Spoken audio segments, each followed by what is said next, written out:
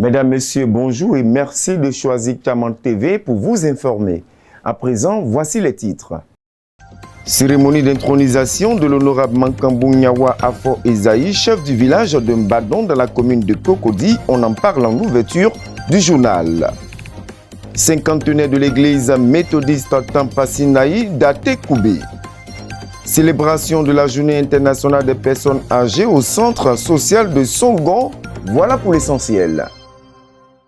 Nous le disions en titre, la communauté villageoise et la génération Tchagba de Mbadon ont intronisé le chef, l'honorable Mankambou Nyawa Afo Ezaï, le samedi 23 novembre 2024 à l'espace de l'église Ariste. C'était en présence de plusieurs invités, dont les autorités administratives, politiques et religieuses. Le reportage de Daté Cédric, commenté par Angèle Palais.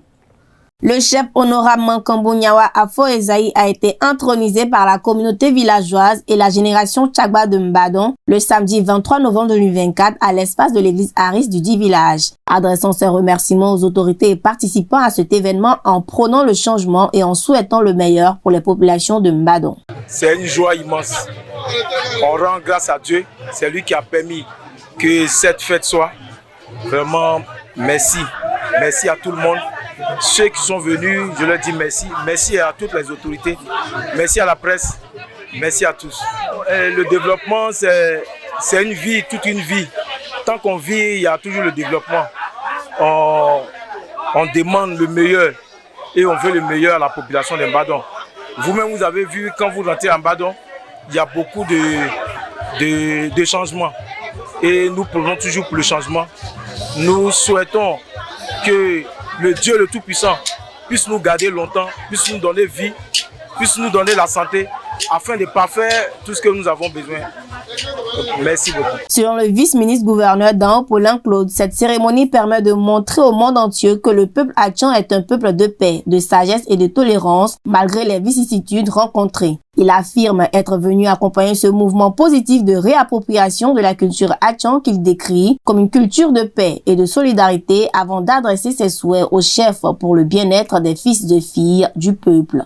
C'est toujours un moment de joie et d'allégresse de se retrouver avec nos parents à l'occasion de l'installation d'un chef. Vous savez tous ce que nous avons vécu ces derniers temps dans nos villages, marqués par des problèmes de chefferie.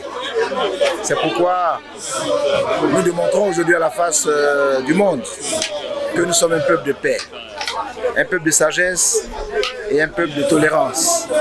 Malgré les vicissitudes que nous avons connues, aujourd'hui nous le démontrons à la face du monde.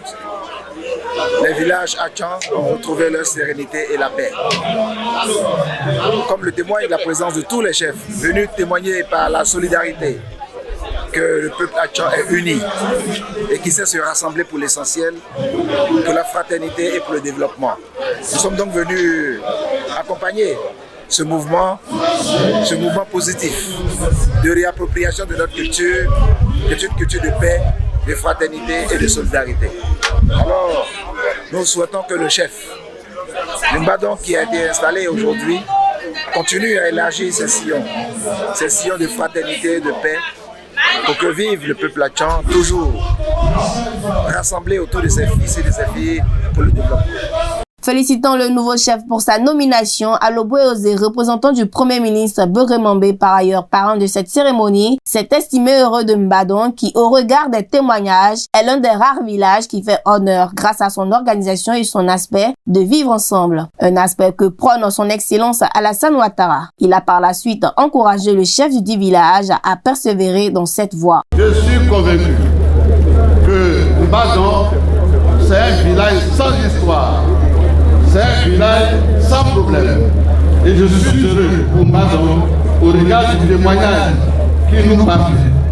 Votre village est l'un des rares qui fait honneur à cause de l'organisation que vous avez mise en place et qui impose le respect. Ici, vous ne savez pas faire la différence entre Atchan et étrangers, de sorte que le vivre ensemble, prôné par le président Alassane Ouattara, est devenu votre credo. vous avez su créer un climat de paix sociale qui vous permettra d'assurer votre développement. Je vous encourage à persévérer dans cette voie qui est une richesse, car dans les palabres et la haine, vous ne gagnerez rien si ce n'est le retard. C'est dans une atmosphère conviviale que s'est achevée cette cérémonie d'intronisation du chef du village de Mbadon, honorable Mankambou Nyawa Afo Ezaï. L'église méthodiste Tampa Sinaï d'Atekoubé a célébré son cinquantenaire le dimanche 24 novembre 2024 en présence de plusieurs personnalités, dont le premier vice-gouverneur du district autonome d'Abidjan, Dao Paulin Claude, par ailleurs député maire de la commune. Charles Kwao, Angèle Palais pour le commentaire. Le dimanche 24 novembre 2024, les fidèles de l'église méthodiste Mont-Sinaï d'Atekoubé ont célébré le cinquantenaire de leur temple. Cette cérémonie a suscité de l'engouement à travers la présence effective de plusieurs autorités politiques, dont le premier vice-gouverneur, Dao Paulin Claude, pareillement député maire de la commune d'Atekoubé, des membres de la dite commune ainsi que plusieurs invités. Cette célébration a permis de remercier le tout-puissant Dieu pour les 50 ans d'existence de leur église. Ce jubilé est pour nous un nouveau départ dans la gloire du Seigneur. Célébrons donc, jubilons à la gloire de celui qui était, celui qui est et celui qui sera pour toujours avec nous, Jésus-Christ, notre grand capitaine. Que Dieu vous bénisse, que Dieu bénisse son Église, que Dieu bénisse son peuple et que vive le second jubilé du Mont Sinaï. Selon le premier vice-gouverneur Dao Paulin Claude, cette cérémonie permet aux pionniers de manifester leur foi et leur volonté de vivre sur le chemin de Christ. Après 50 années d'existence et de consécration du temple, c'est un sentiment de joie qui anime le premier vice-gouverneur. C'est un grand jour pour la communauté méthodiste d'Atekoubé. Atekoubé, la commune famille, est dans l'allégresse et dans la joie parce qu'il a 50 ans. Nos pionniers ont porté sous les fonds baptismaux ce temple, Mont Sinaï, pour manifester leur foi, manifester leur volonté de vivre dans les chemins du Christ. Ils nous ont laissé donc un héritage en bâtiment, en mur, mais aussi un héritage fort d'engagement et de foi. Nous sommes aujourd'hui donc dans l'allégresse. Nous sommes dans l'allégresse, nous sommes dans la joie, parce qu'aujourd'hui, ça fait 50 ans que ce temple a été consacré, consacrant ainsi l'engagement du peuple de Dieu ici à Atekoubé. Les méthodistes ici ont formé toute une génération de jeunes à prendre leur destin en main. Et nous sommes là pour porter témoignage de ce que nos pionniers ont fait. Et en même temps que nous avons ce souvenir de leur action, nous sommes venus rendre grâce à Dieu pour qu'il nous apporte tous les jours les vertus de la patience, de l'humilité, de l'union et de la fraternité. Notons que c'est dans une bonne ambiance que cette célébration a pris fin.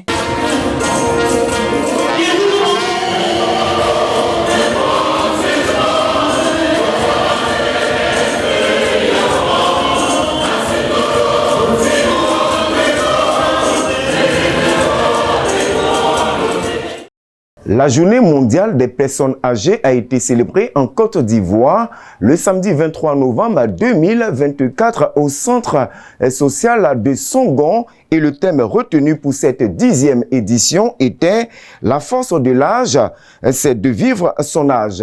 Angèle Palais pour le commentaire. Dans le cadre de la journée mondiale des personnes âgées, le centre social de la commune de Songon, sous la tutelle du ministère de l'Emploi et de la Protection sociale, a célébré les personnes âgées en Côte d'Ivoire le samedi 23 novembre 2024 au sein de la dite commune. Placée sous le thème « La force de l'âge, c'est de vivre son âge » pour cette 10e édition, la directrice du centre social de Songon, Kwasine Kofi Aya Catherine, a indiqué que cette célébration s'inscrit dans le cadre des activités du ministère qui chaque année honore les personnes âgées. La direction entend se rapprocher des populations afin de contribuer à l'amélioration de leurs conditions de vie. Pour l'heure, aucun critère d'adhésion n'est exigé. Elle a par la suite demandé une aide aux autorités pour la construction d'un local pour leur permettre de recevoir les personnes âgées et répondre à leurs besoins. Nous avons initié cette journée à l'honneur des personnes âgées parce que c'est une activité qui fait partie du ministère de l'Emploi et de la Protection sociale. Le 1er octobre de chaque année, on doit célébrer les personnes âgées. Au sortir de cet événement, nous voulons que ces personnes-là soient en association. Dans chaque village de Songon, c'est une commune très large. Nous devons les mettre en association dans chaque village, les entretenir à chaque fois, chaque mois, envoyer un sportif, comment on appelle, les médecins pour prendre leur tension, vérifier leur taux de glycémie, faire du sport avec eux pour qu'ils restent en jambes. Parce qu'il y a des personnes âgées, ils n'ont personne autour d'eux, ils sont seuls. Il n'y a pas de critères. Nous demandons à l'État de Côte d'Ivoire, aux autorités de Songon, de nous aider à construire notre structure afin que ces personnes puissent nous visiter et nous aussi on puisse aller vers eux. Ils puissent venir vers nous pour exprimer leurs besoins, pour exprimer comment on appelle, ce dont qu'ils vivent, leur situation. Dr Lassina Koulibaly, directeur régional de la protection sociale Lagune 1 Abidjan Sud, a à son tour indexé les problèmes auxquels font face les personnes âgées et a adressé un plaidoyer au maire de la commune de Songon afin d'apporter sa pierre à l'édifice en ce qui concerne l'amélioration des conditions de vie de ses parents. Poursuivant, Dr Lassina a rappelé les initiatives du gouvernement avant de souhaiter l'exécution de certains programmes qu'il a élaborés pour les personnes du troisième âge. Les personnes âgées sont confrontées en général à des problèmes de santé d'abord, parce qu'avec l'âge, certaines pathologies liées à l'âge se développent. Deuxièmement, ils ont souvent un problème économique. C'est-à-dire que les ressources dont ils disposent à la retraite sont insuffisantes pour leur permettre de s'alimenter correctement. Parfois, même pour payer le loyer, c'est une difficulté. Donc tout ça, ils ont des problèmes de santé, des problèmes économiques, des problèmes sociaux, des problèmes psychologiques, parce qu'ils n'ont plus les moyens d'avant. Nous avons demandé par exemple au maire, dans le cadre de la couverture maladie universelle, de payer pour un certain nombre, selon les ressources de la mairie, de payer pour un certain nombre de personnes sur 1 an, 2 ans, selon leurs possibilités. Puisque la cotisation annuelle d'une personne fait 12 000 francs, donc je pense que la mairie peut quand même si elle paie pour 10 personnes, ça fait 120 000 l'année. Si elle paie pour 100 personnes, ça fait 1,2 million. C'est des choses que la mairie peut faire. Il suffit qu'elle ait la volonté de le faire. Dans le cadre de la CEMU, le gouvernement veut prendre en compte tous ceux qui sont indigents. Chaque année, il y a un effectif de personnes indigènes que le gouvernement va prendre et payer pour lui-même, pour ces personnes-là. Voilà. Considérant cette activité comme une précieuse opportunité pour honorer les personnes âgées, le représentant du député maire de Songon, Marc Venance Akobé, a salué la direction sociale qui, au travers de cette édition, révèle l'importance de ces personnes au sein de la société. Il a par la suite justifié le choix porté sur les thèmes et s'est dit honoré d'accueillir cette activité avant de rappeler son engagement dans la promotion des actions qui renforcent la place des personnes âgées en société. Je voudrais saluer cette journée qui vient pour célébrer le troisième âge. C'est une journée qui mérite d'être soulignée pour éviter qu'une frange de notre population soit mise à l'écart. À cet âge, souvent c'est la sédentarisation, souvent c'est l'ennui, et de tels événements arrivent pour rappeler aux personnes du troisième âge que la mairie, que le maire de la commune de Songon, le maire Brou Alboué, est également à leur côté et peut compter sur lui pour d'éventuelles activités à mener. D'une façon générale, quand on atteint cet âge-là, beaucoup de personnes pensent à la fin de leur vie. Or, si on n'a pas cette force mentale, on ne rappelle pas ça aux personnes du troisième âge et qu'on le laisse de côté, c'est les accompagner à leur fin. Et en rappelant cela, la force de l'âge, c'est de vivre son âge, leur permet de se retrouver, de se refaire une morale et de continuer à vivre heureux. Des libations, des activités sportives, un bal poussière et un enrôlement pour les 4 CMU ont couronné cette 10e édition de la Journée mondiale des personnes âgées. La chanteuse Jackie Muriel était en concert live le samedi 23 novembre 2024 à l'église EMA de Yopougon, Maroc, Antenne. Reportage. Le samedi 23 novembre 2024, la chanteuse Jackie Muriel a tenu un concert live à l'église évangélique Mission des Apôtres EEMA de Yopougon, Maroc, Antenne.